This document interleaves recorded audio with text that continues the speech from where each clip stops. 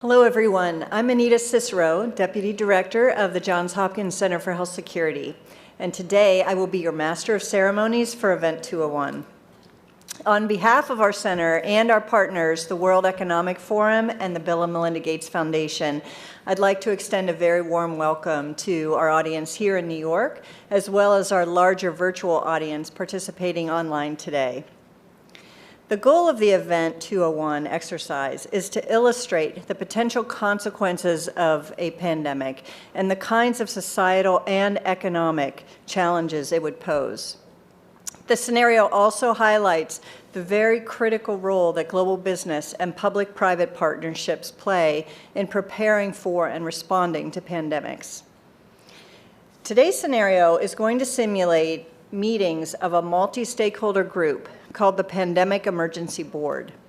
This board has been urgently convened by the World Economic Forum, and Johns Hopkins has been asked to moderate the board meetings and provide expertise during the board's deliberations.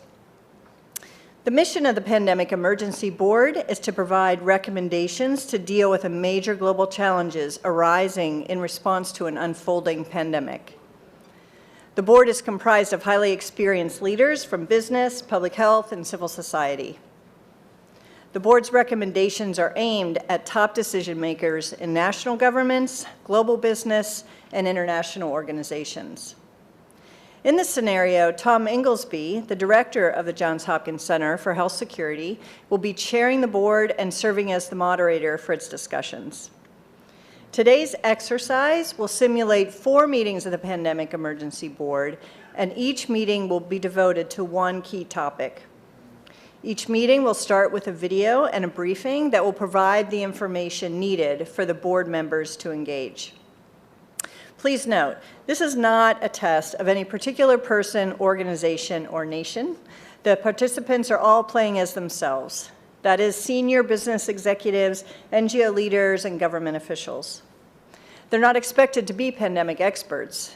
We've really asked them to participate based on their own expertise and their best professional judgment. With the exception of Tom Inglesby, none of the participants know any of the details about how the exercise will unfold. The Event 201 scenario is fictional, but it's based on public health principles, epidemiologic modeling, and assessment of past outbreaks. In other words, we've created a pandemic that could realistically occur. And for those interested in our assumptions, we will have a lot of the background research of the scenario publicly available on our Event 201 website at the conclusion of the exercise. The policy discussions, the challenges to be discussed in this exercise represent controversial, high-stakes issues that would require high-level input from business and government leaders. So just a few housekeeping notes before we get started. For our in-person audience, please do silence all your electronic devices, but you may tweet at #Event201. We're going to have a 15-minute break in the middle of the exercise, so please try to confine your calls and work to that time. Because the event is being video recorded and live streamed, we ask that you remain quiet as much as possible and avoid moving around during the exercise. The exercise is going to end at 12:30, and there'll be a luncheon in the cotillion room, to which you are all invited. As you know, there's also an online virtual Event 201 exercise that's happening simultaneously. And for those of you online, and I understand there are hundreds of you, you will be seeing the same news videos and briefings as we do here in New York. But you will engage in your own online discussion in place of watching the discussions of the players here in the room. The topics and the topics and the pacing of the deliberations will be the same, both online and in the room. So, as you can see on this slide, we have an outstanding group of global leaders playing the role of the Pandemic Emergency Board members here in New York. And with that, let's welcome our participants and invite them into the room. Tom Inglesby from Johns Hopkins Center for Health Security, LaToya Abbott, Marriott International, Sophia Borges, UN Foundation, Brad Connett, Henry Schein, Chris Elias, the Bill and Melinda Gates Foundation. Tim Evans, formerly of the World Bank. George Gao from China CDC. Avril Haines, former Deputy U.S. National Security Advisor. Jane Hulton, ANZ Bank, and former secretaries of both the Department of Health and Finance in Australia. Matthew Harrington from Edelman. Martin Knuckle from Lufthansa Group. Eduardo Martinez, UPS Foundation. Stephen Redd from US CDC. Adrian Thomas from Johnson & Johnson. And Hasti Taggi from NBC Universal Media. And Lavin Theroux from the Monetary Authority of Singapore. Welcome. And before we begin the exercise, I also want to introduce Ryan Morehard, who's lead of the Global Health Security Group at the World Economic Forum, and he will say a few words. Ryan.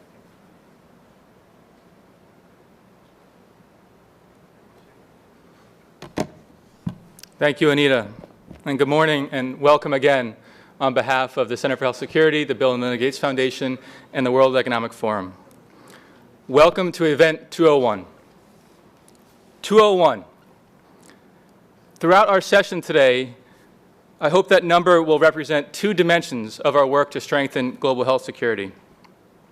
First, today, there are 200 epidemic events every year, and it hasn't always been this way. The number is increasing, driven by globalization, climate change, urbanization, deforestation, and other trends of our modern world. In other words, we're in a new era of epidemic risk. And the second dimension is that one of these days, one of these epidemic events will be a pandemic, a fast-moving pandemic. And mitigating risk and impact of that pandemic will require an all-hands-on-deck approach. And we know from past responses that public-private cooperation will be essential. We also know from these responses that there are some bright spots when it comes to public-private cooperation, but some real critical challenges remain. But there's every reason for us to work together to address these challenges. For one, it turns out that at $570 billion annualized, the annualized risk posed by pandemics is on par and rivals with climate change, which means that the pandemic risk to lives and livelihoods is at a level that governments and the world's biggest businesses can no longer afford to ignore. And we are counting on this conversation today to inform our work together to improve our collective preparedness and to protect lives and livelihoods from pandemics. And to provide further context, I'm very pleased to introduce a short video now from Dr. Mike Ryan, the Executive Director at WHO and the head of WHO's emergency program. So with that, we'll turn to a video.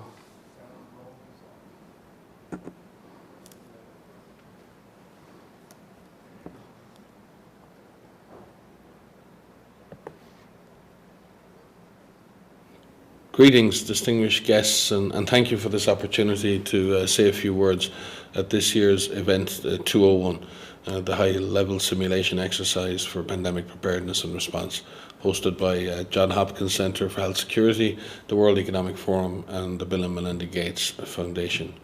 Unfortunately, I was not able to join you today. I'm involved in the IHR Emergency Committee for Ebola, but I had hoped to be in the room with you, because the issues you will be dealing with over the next hours may be tabletop exercises today, but they address real and critical threats which we at WHO take very seriously.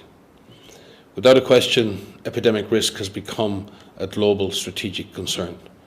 I don't think we've ever been in a situation where we have had to respond to so many health emergencies at once. This is a new normal. I don't expect the frequency of these epidemics to reduce, and in fact, vulnerabilities all over the world, developed and developing countries, have increased, not decreased, driven by many, many factors, mainly through human behaviour, economic development, population density, and many others. The scenario you will be presented with this morning could easily become a shared reality one day. I fully expect that we will be confronted by a fast-moving, highly lethal pandemic of a respiratory pathogen.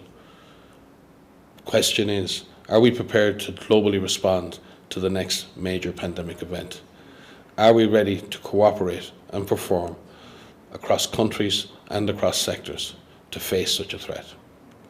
Have we established the surveillance and risk assessment systems, the communication tools, the supply chains, and the business continuity plans that will be needed not only to protect health in a major epidemic or pandemic, but to protect economic development, to protect political and social systems? Do we collectively drive innovation enough to face the evolving global threats which we are anticipating? The nature of pandemics is that many countries will be affected at the same time. This is particularly true with the respiratory pathogen, as they are often transmitted by asymptomatic persons. They spread fast. In 2009, the pandemic virus reached all continents in less than 9 weeks. WHO's priorities are to establish a minimum capacity to detect and respond in each country around the world, to develop global strategies for the containment and control of individual disease threats, and develop global mechanisms to ensure cross-sectoral and multinational, multilateral coordination. Innovation and partnership across all sectors are needed, including joint strategies between global health leaders and the drivers of travel, communication, data technology industries. WHO is working at all levels through a variety of partnerships to strengthen national and regional preparedness, such as GORN, the Global Outbreak Alert and Response Network. Through the PIP framework, adopted by WHO member states in 2011, WHO has secured 400 million vaccine doses for influenza, 10 million antiviral treatments, and 250,000 diagnostic kits for the next pandemic. We have completed external evaluations of surveillance and response systems in over 100 countries and carried out more than 50 simulation exercises at country level, looking for vulnerabilities and weaknesses in national systems. This voluntary, collaborative, multi-sectoral process helps countries to assess their capacities and identifies the most critical gaps within their health systems in order to prioritise opportunities for enhanced preparedness and response. The Pandemic Supply Chain Network, part of the Epidemic Readiness Accelerator, which is a project of the World Economic Forum in partnership with many, including WHO. It's a public-private collaboration to develop a globally connected supply chain that can support health emergency operations during a pandemic. Stakeholders consist of product manufacturers to logistics providers, distributors, and UN partners, including ourselves. Michael Griffin is WHO's focal point for the Pandemic Supply Chain Network, and he is there with you this week. Constant innovation and the use of cutting-edge technology is key to pandemic preparedness. In order to pool data and analytics at a global scale for disease prevention, the EpiBrain initiative, a global data ecosystem, aims to build a collaboration of big data networks to understand and predict epidemics. It supports data science, innovation for outbreak preparedness and response. Despite this progress, there is still much to be done. Cross-sectoral simulation exercises, such as the one you will be experiencing today, contribute to a better understanding of the critical gaps, the cooperation required from global businesses, response decisions required from government and public health leaders to minimise large-scale economic and societal consequences of a severe pandemic.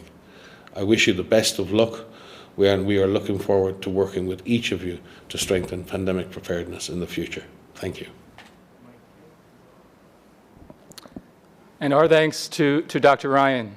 And with that, here in New York and online, welcome to Event 201. It began in healthy-looking pigs, months, perhaps years ago. A new coronavirus spread silently within herds. Gradually, farmers started getting sick.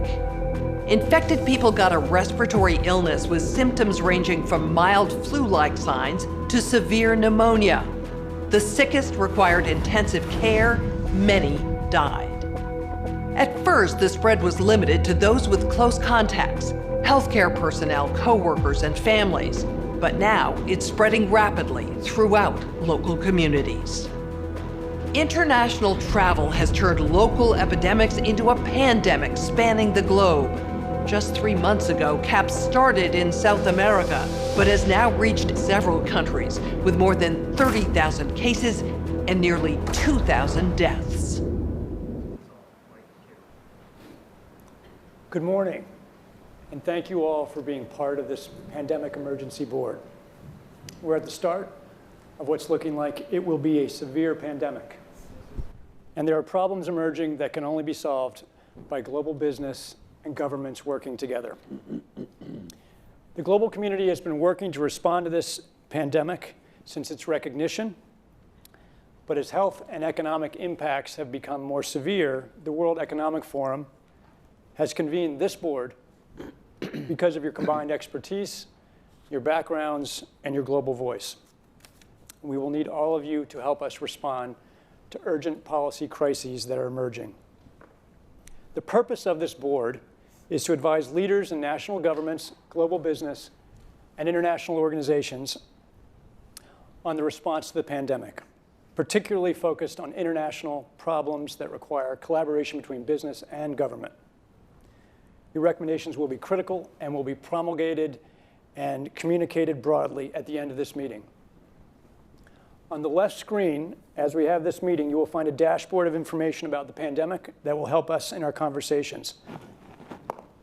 As important background for this discussion, we want to start the meeting by viewing this news story that just aired on Global News Network.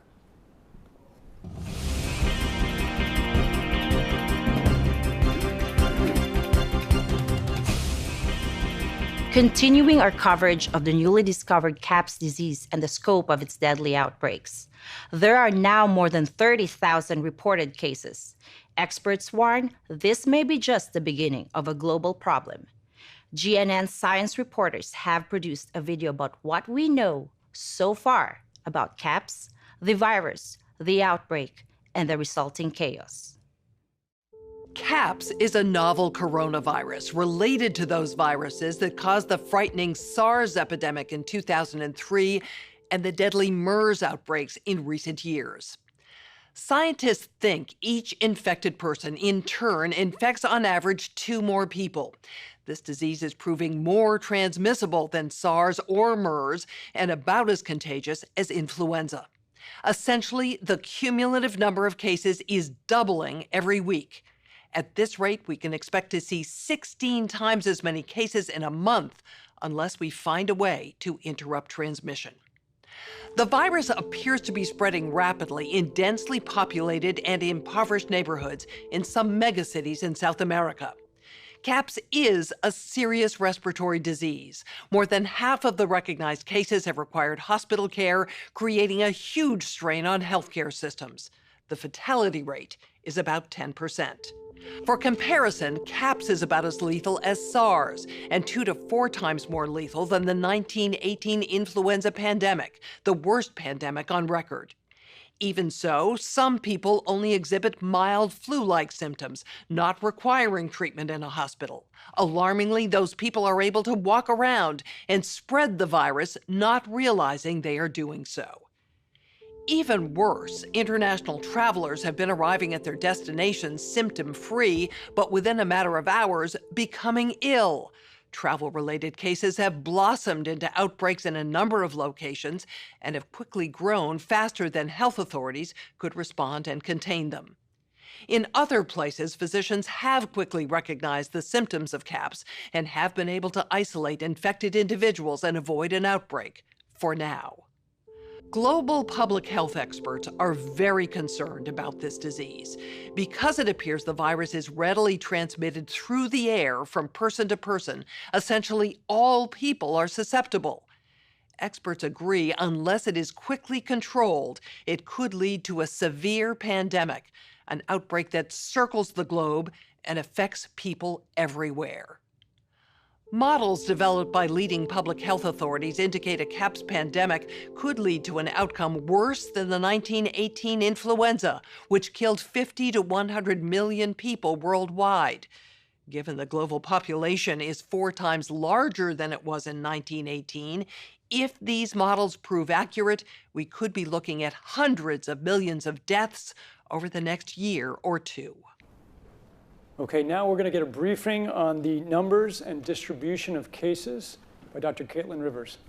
As you've just heard, the outbreak is very worrisome. The vast majority of cases are occurring in Brazil and other South American countries. However, as you can see on the screen, there have been some spread to Portugal, the continental United States, and mainland China. Our models project that with continued spread in Latin America and predicted spread to additional countries, we could be looking at double the number of cases in 1 week and 16 times as many in a month if we are not able to stop the spread. That would be on the order of 500,000 cases, and it would continue to rise exponentially. In 3 months, we could be approaching 10 million cases. We are also tracking financial markets as an indicator of the economic impacts of CAPS. While markets are down worldwide in the past couple of weeks, they are still positive for the year. Thank you, Dr. Rivers. The first emerging policy crisis for which we need this board's recommendations regards global allocation and distribution of medical countermeasures. And by medical countermeasures, we mean vaccines, drugs, and diagnostics and other medical supplies to help us combat the CAPS pandemic. I know we would all agree that if we had a vaccine in hand for CAPS, it'd be a game changer. But leading vaccine experts say a vaccine in the near term is highly unlikely. But there is an antiviral that does look like it will work. And to understand that better, we're going to watch one more clip here.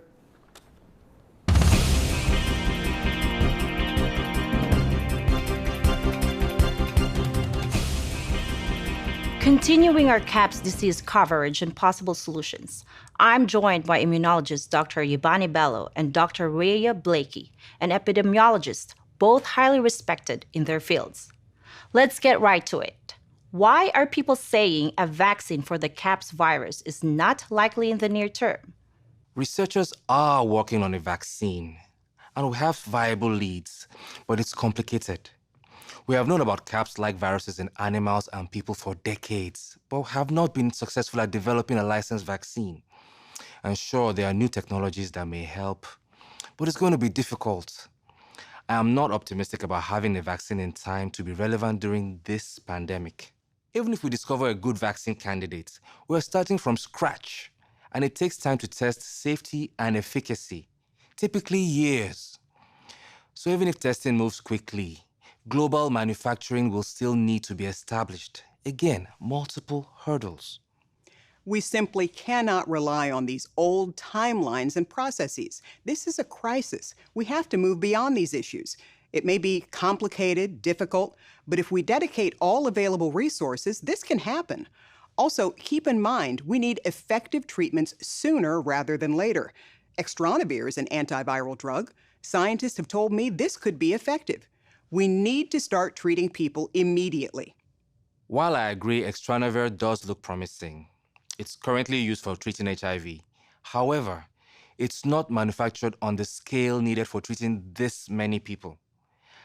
And will we just stop using it for HIV treatment? How will we get this drug in the quantities needed? Who decides who has priority for the limited amounts we do have? We both know countries are hoarding Extranavir. Doctor, in my opinion, you are lost in the details. With enough money and political will, anything is possible. Let's get going on this now. Thank you both for this extremely important discussion. Our U.S. affiliate has just released polling results on public expectations for a vaccine.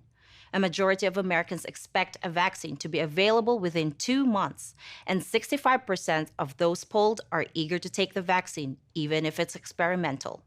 In related news, a significant demand for personal protective equipment like N95 masks and gloves are on the rise due to the pandemic. However, globally, hospitals are running low.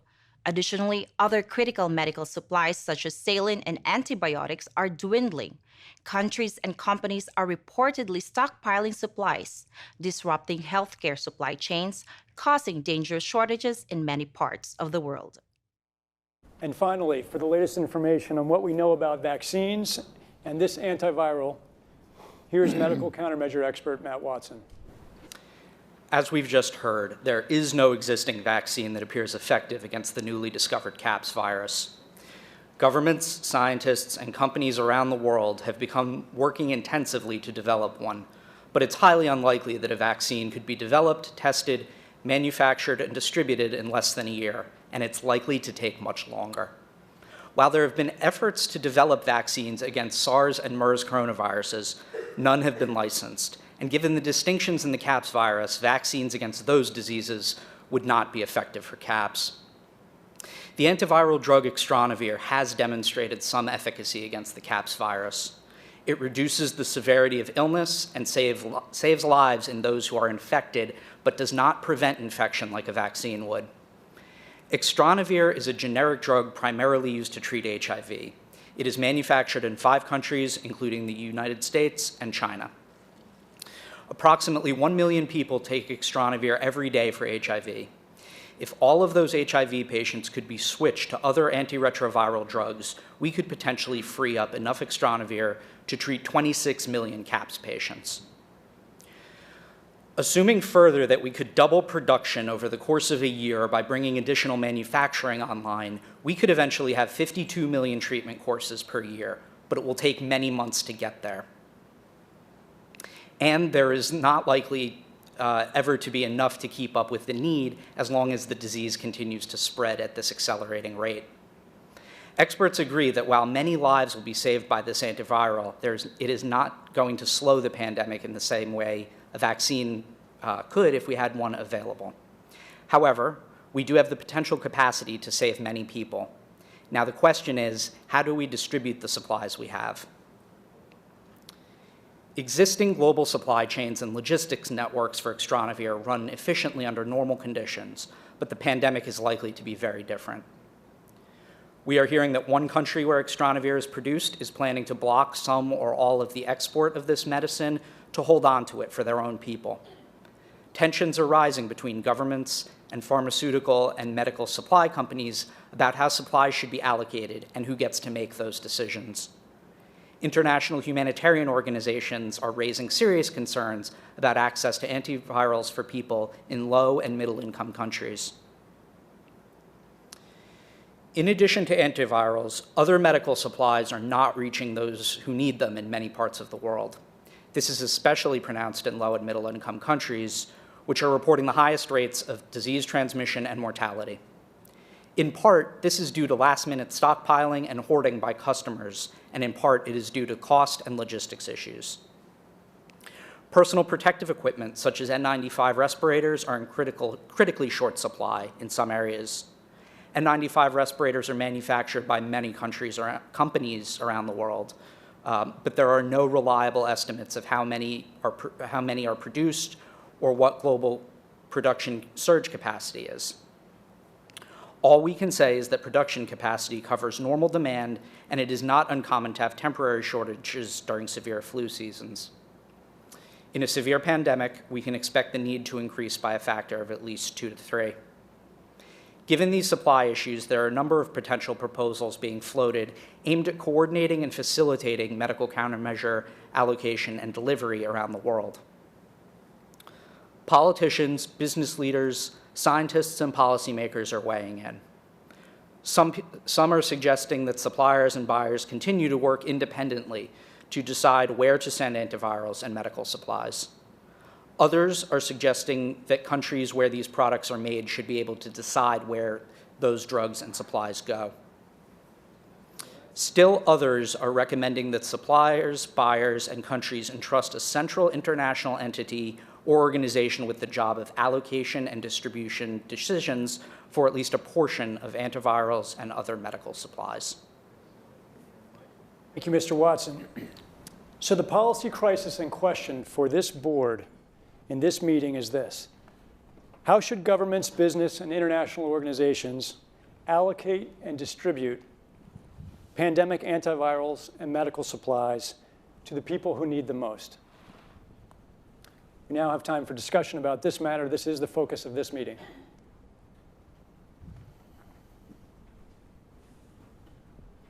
Any reactions? We have too few antivirals for the needs that we have, and we're projecting to have increasing needs. So should we let normal suppliers and buyers manage the distribution and allocation of this medication? Should government step in? If so, with what rules? Steve? Yeah, let me start by saying it is fantastic how much has been learned about this disease in just the short period of time since its discovery. I think one issue that hasn't yet been explored is what could be done to suppress transmission apart from the use of countermeasures. And so I think that's something that needs to be an active area of study. Learning where transmission is occurring would be helpful in order to implement measures that don't require medicines to suppress transmission. Maybe hospital settings, school settings are places where transmission could be occurring. With regards to the question of sharing this scarce resource, we do have some models that I think could be built upon.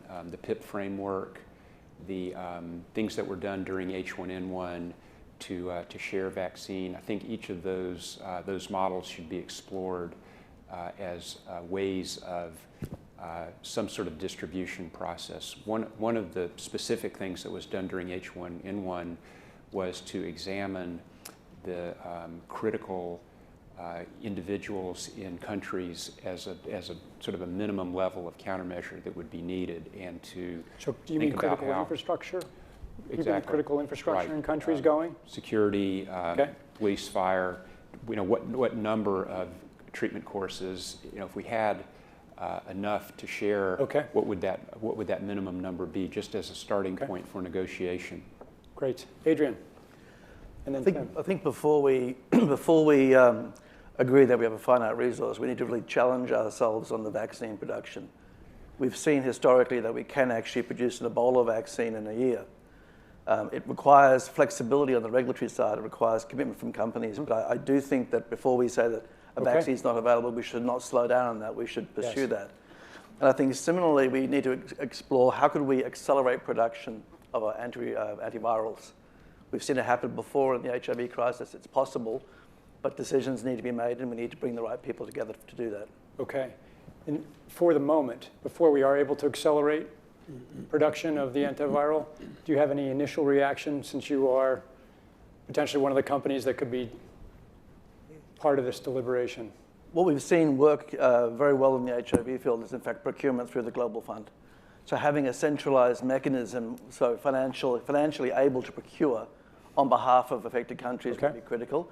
I think the second thing is it's going to be very important that for the business sector, for manufacturers of antivirals, that we have clarity around what the need is and where the need is and who are making the decisions. So who's deciding on where they're going? So can I add to that? Yes. So one of the challenges we have is what to do in the really short term about the supply of vaccines, antivirals, etc. Because low to middle income countries will be concerned that the entire supply chain will be tied up by the time they can even figure out how to finance their purchases.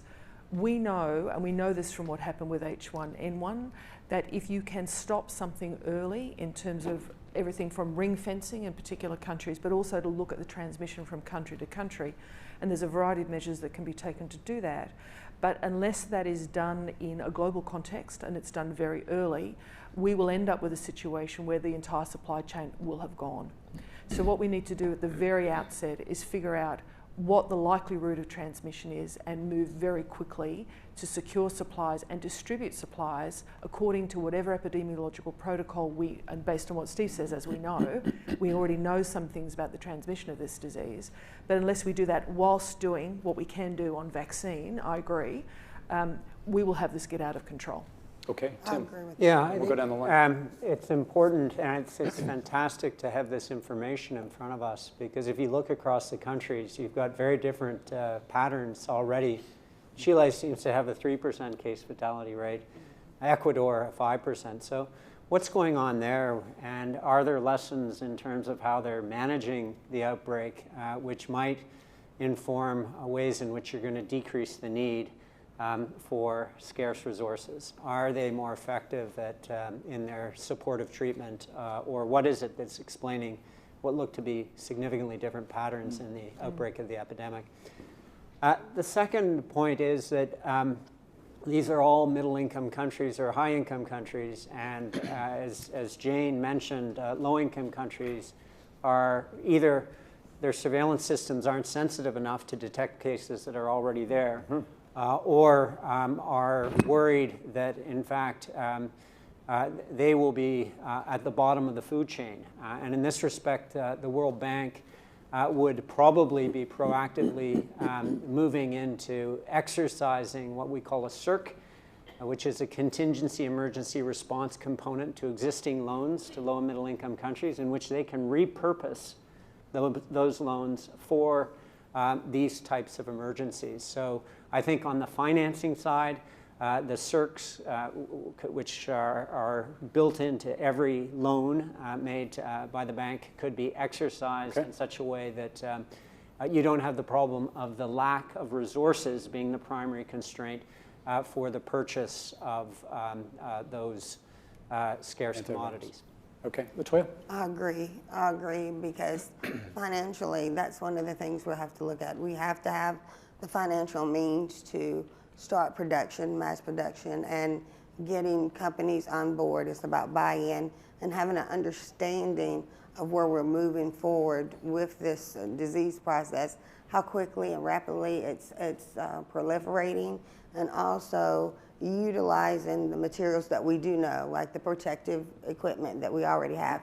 We know it's airborne, so ensuring that companies that are manufacturing these products have their have the financial ability to be able to do such.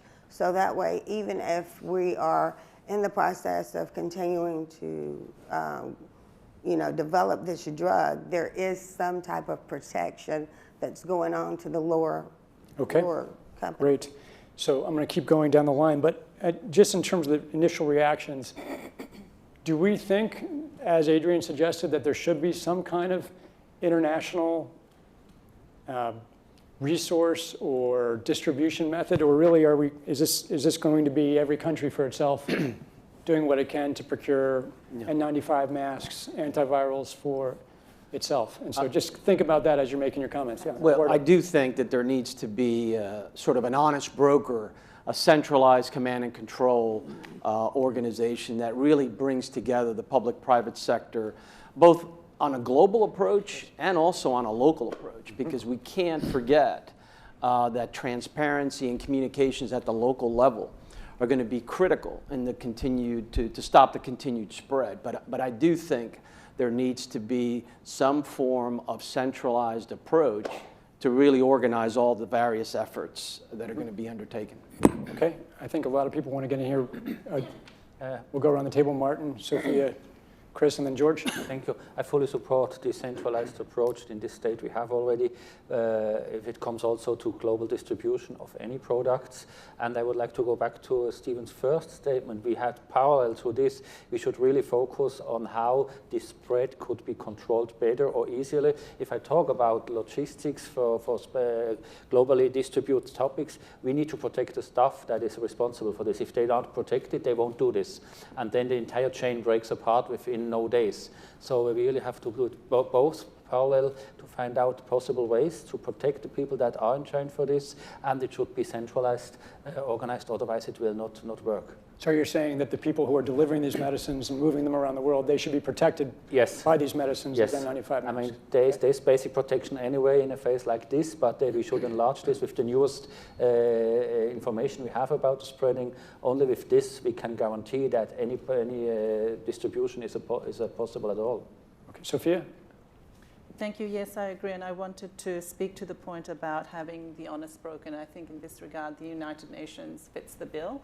I think that given that the countries most affected are those that are low and middle income countries with unequal access to technology, to finances, the UN has a worldwide footprint, universally recognized, and universal membership.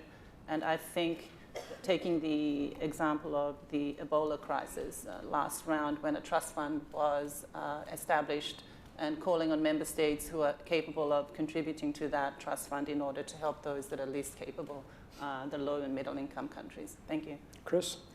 Thanks, Tom. I want to agree with a couple of comments. One is about the need to prioritize for the frontline health workers, the basic people to keep the system working.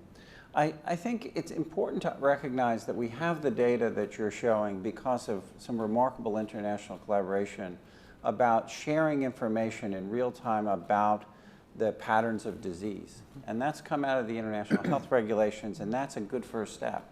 If we're now going to try to prioritize the allocation of scarce commodities, having this kind of dashboard to know where those masks and drugs are, and to get at some of the psychology that's behind some of the hoarding. People may be making bad decisions because they think it's more scarce than it actually is. So if we could have the equivalent of this dashboard to understand where the supplies are to map to the needs, a global stockpile would certainly help ensure more rational and strategic allocation. But the reality is that we don't have the logistics capability, even within the UN, to bring that together in one place and run it. So this is where I think a collaboration between the international organizations like the World Health Organization and the private sector, which runs these supply chains for many purposes every day, understand where the supplies are, make smart decisions about how to allocate them to the people who need them in the places that need them the most, and then work with the industry to move those supplies from where they are today to where they need to be.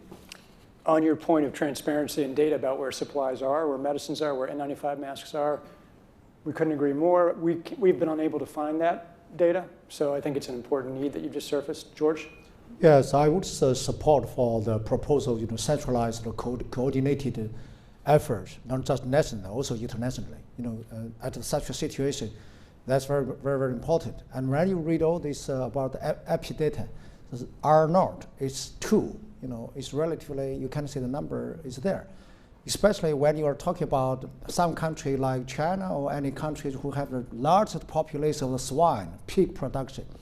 So if the virus yet still, transmitted from pig still in the cycle, so that could be very serious. So we have to prioritize. So maybe the farmers or whoever have access to it. So that's very important to have the expert to assess the possibility. You see the R0, but you also see it's swine origin. I will still have some new virus from swine pigs, or the virus already circulating in the human beings.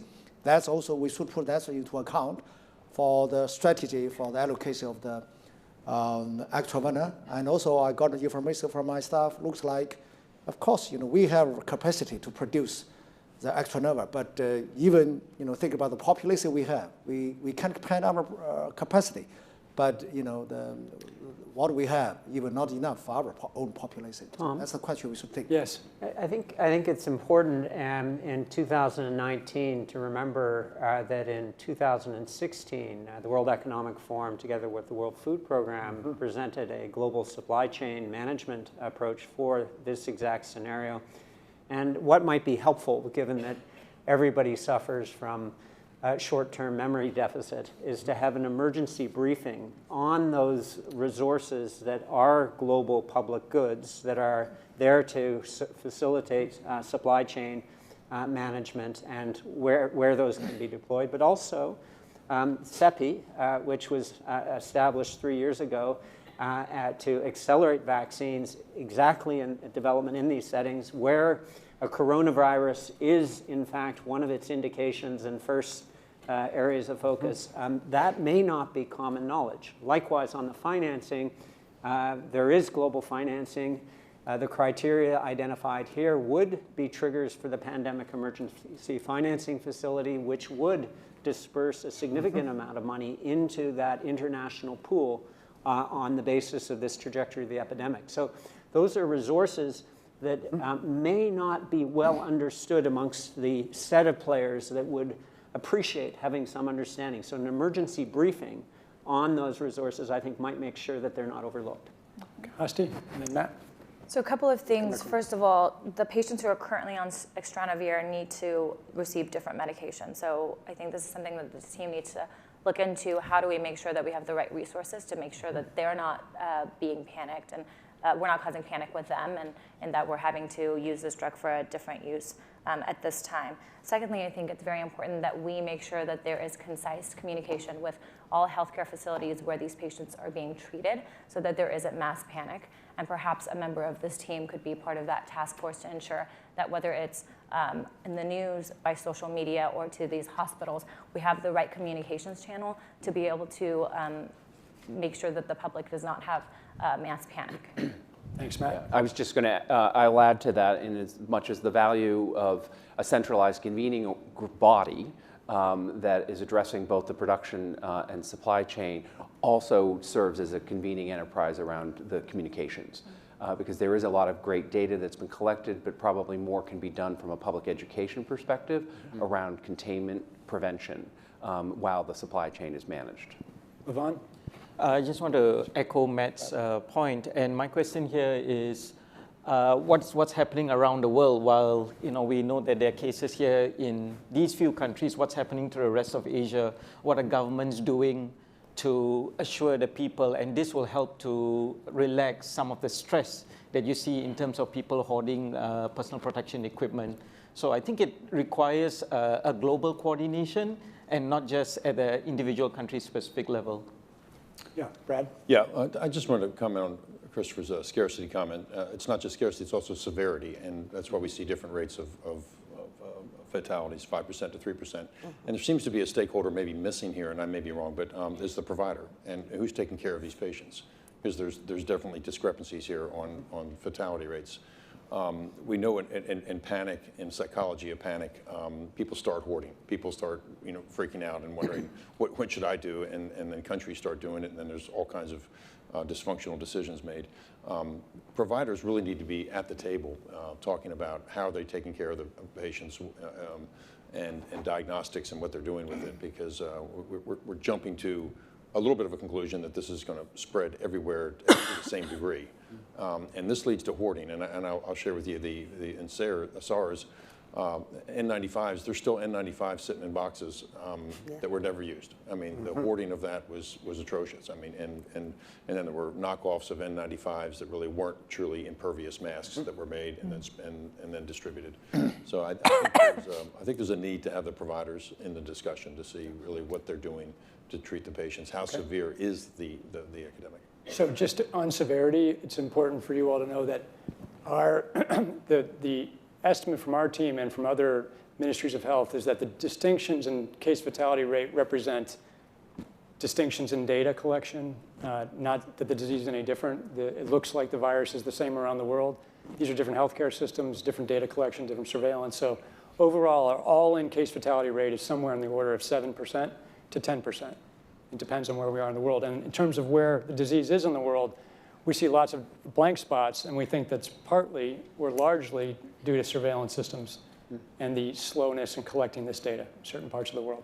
We expect that to come online quickly. Absolutely. Steve, and then Avril, you haven't had a chance. No, Steve.